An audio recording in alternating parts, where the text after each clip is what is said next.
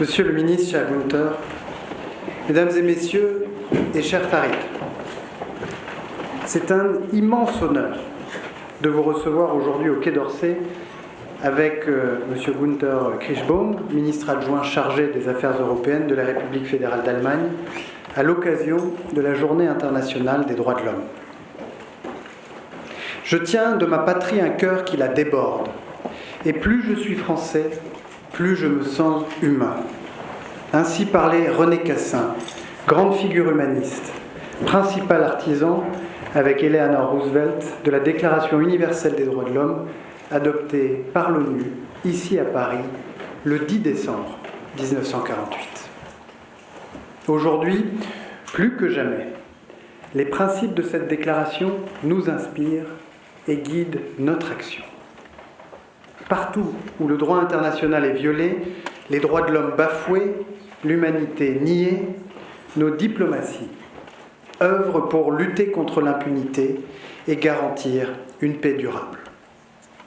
Il y a un an, presque jour pour jour, le 8 décembre 2024, tombait enfin le régime de Bachar al-Assad. Cette date restera gravée dans l'histoire de la Syrie et j'en suis convaincu dans l'histoire universelle des luttes pour la justice et pour la vérité. Quelques jours plus tard, au début du mois de janvier 2025, je me suis rendu à Damas avec mon homologue allemande. Jamais je n'oublierai ce que j'ai vu. Les traces béantes, immenses et insoutenables des crimes commis par le régime de Bachar al-Assad. Une violence systémique, froide, organisée visant à détruire non seulement les opposants, mais l'espoir même du peuple syrien. J'ai découvert l'horreur absolue de la prison de Sednaya, ce camp de torture, cet abattoir humain conçu pour l'extermination, pour effacer des vies, fracturer des familles et semer la terreur. J'ai vu de mes yeux le compresseur, cet instrument de mort dont jamais le souvenir ne me quittera. Cette machine industrielle conçue pour briser et comprimer les corps à défaut de pouvoir vaincre les esprits. Rien de tout cela n'aura suffi à éteindre la flamme de la résistance syrienne qui aura eu raison de ses bourreaux, mais rien de tout cela ne doit rester impuni. Cher Farid, vous êtes le témoin de ces blessures profondes, ouvertes, celles des disparus et de leurs proches. La France a été et restera aux côtés des Syriennes et des Syriens. Depuis le premier jour, nous avons placé la lutte contre l'impunité au cœur de notre action internationale.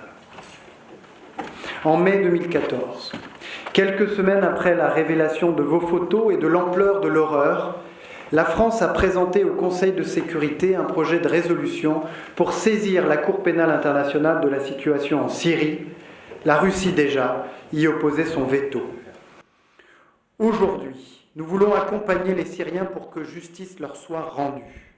C'est pourquoi nous appelons les autorités syriennes à coopérer avec la communauté internationale et les Nations Unies, à permettre à la commission d'enquête et au mécanisme international impartial et indépendant d'accéder sans restriction aux régions touchées par les violences.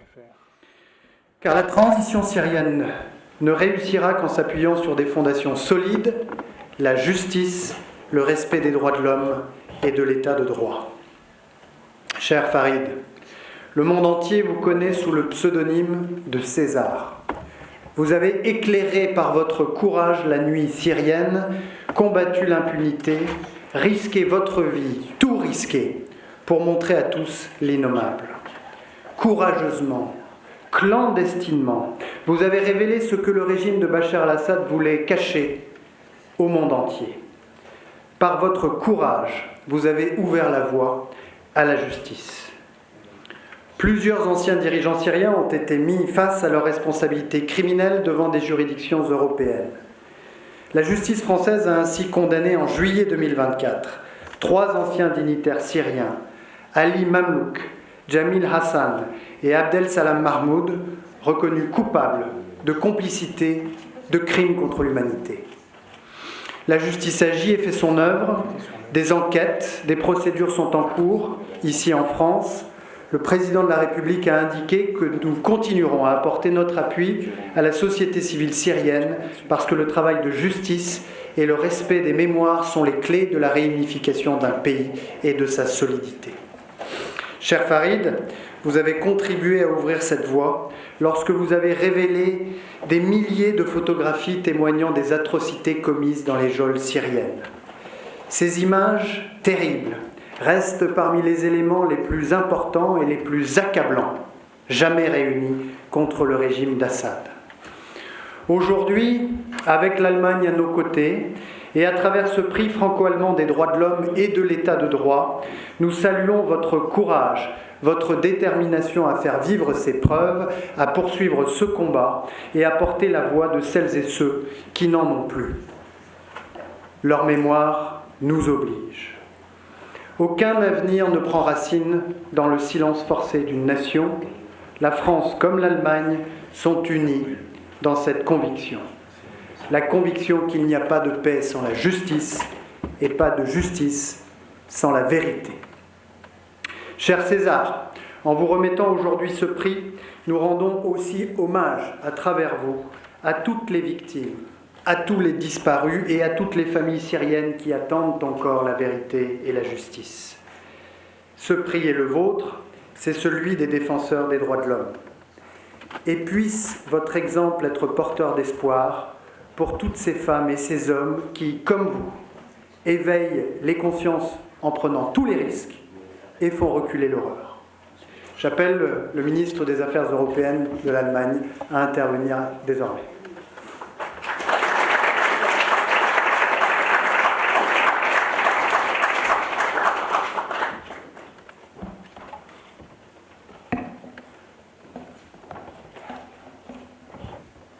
Ganz so einfach.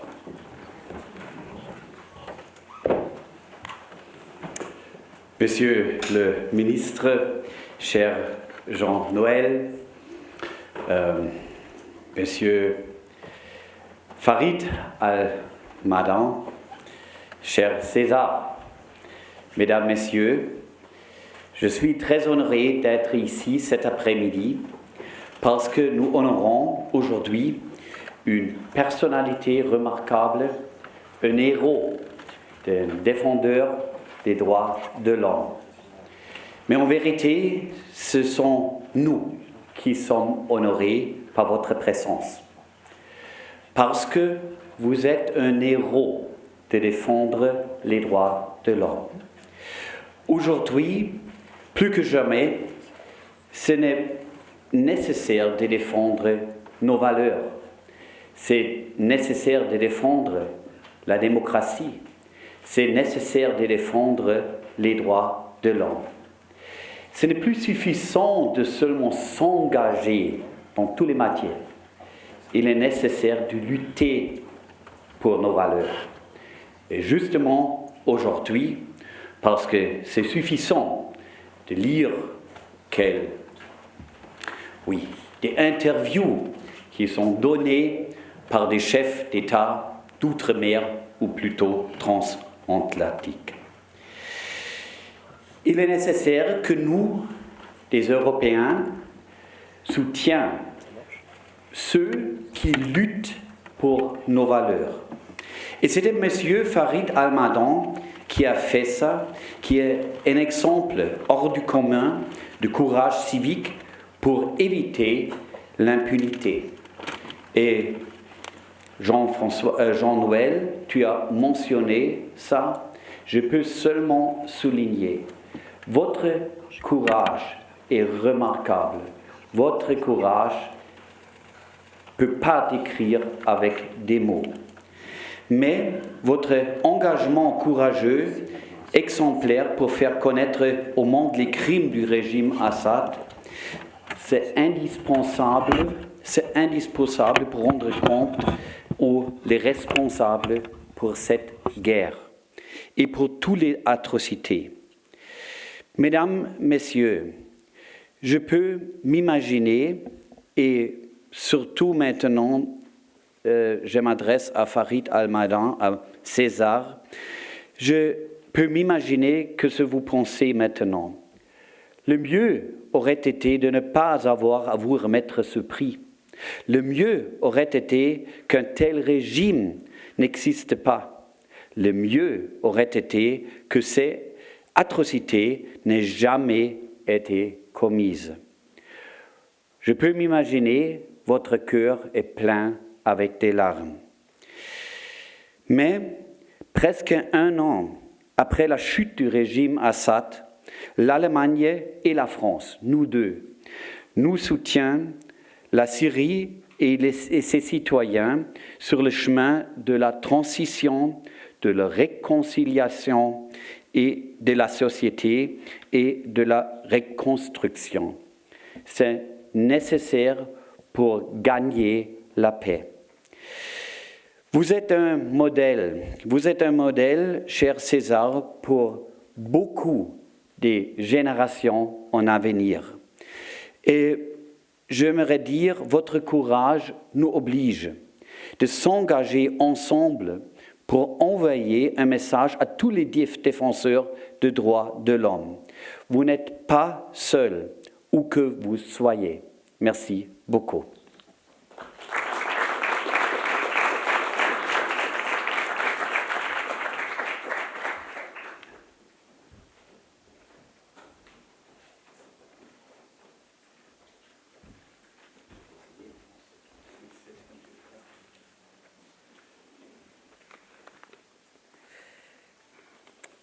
السلام عليكم.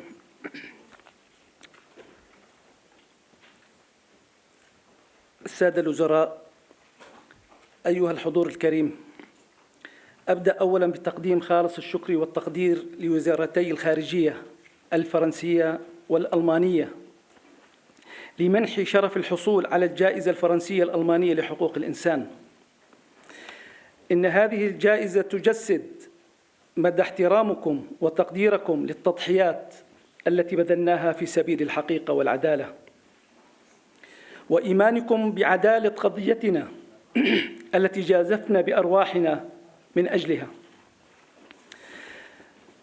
كما تعبر عن عمق التزامكم الإنساني والأخلاقي الذي يجل ويعظم من شأن الأعمال الإنسانية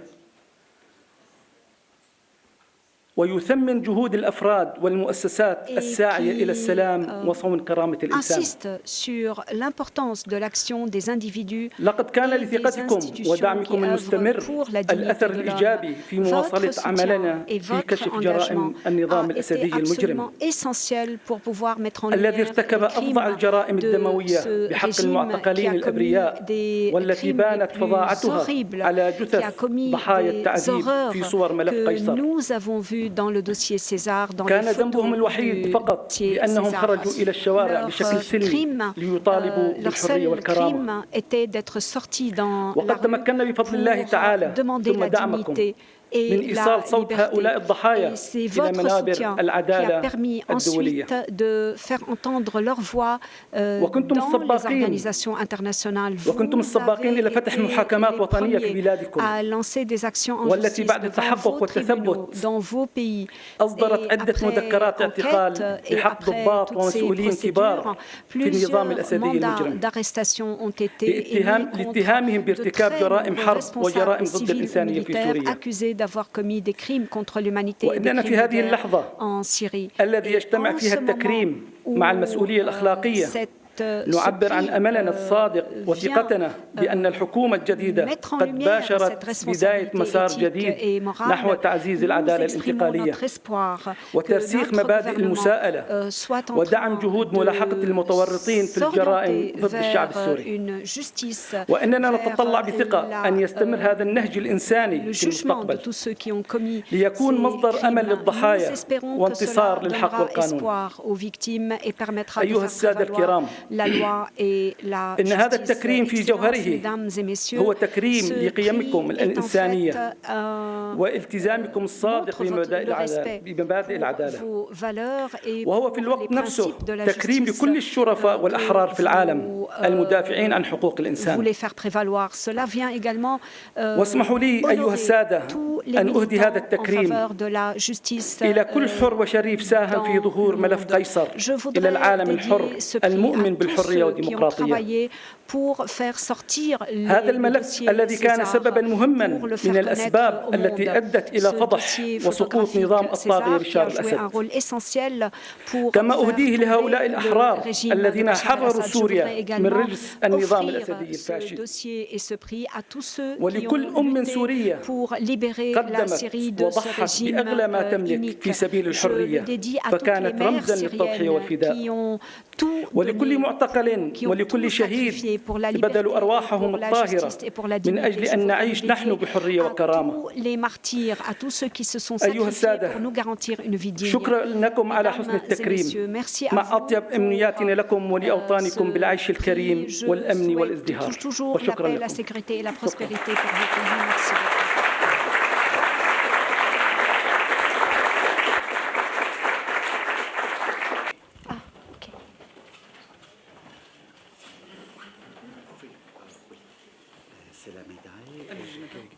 C'est la médaille que j'aimerais offrir. هذه الميدالية اللي بحب أقدم لك إياها. وتهانينا. شكرا كثير. Merci beaucoup. Merci. وهيدي الشهادة اللي بتروح مع الميدالية كمان. هيدي شهادة الجائزة. مبروك.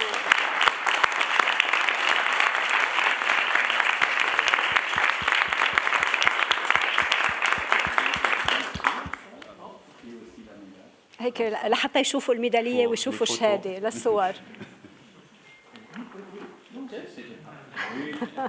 Comme ça, c'est parfait.